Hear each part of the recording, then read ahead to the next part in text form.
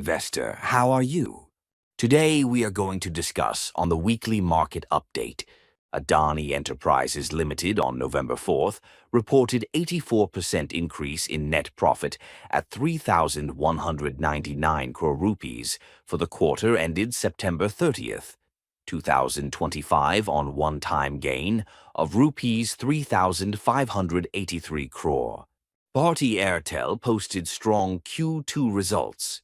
Net profit up approximately 89% and revenue growth approximately 25.7%.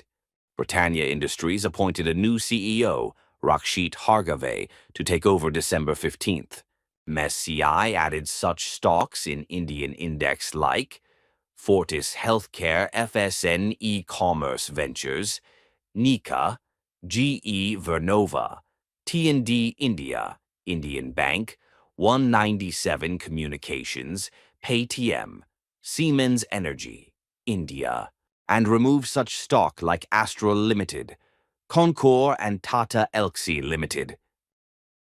SEBI expands IPO anchor book size from 33% to 40% to broaden institutional investor participation. Infosys sets November 14th as record date for 18,000 crore rupees share buyback. The buyback represents up to 2.41% of Infosys's total paid-up equity share capital. I have given a SBI Bank stock analysis over there because it's looking good on chart, and given a 937 is our first target. And now you can see it's hit our first target of 937 rupees when stock was at 876 rupees and moved till 970 rupees.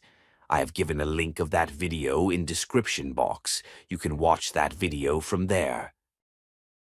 These are some major update of Indian share market of this week.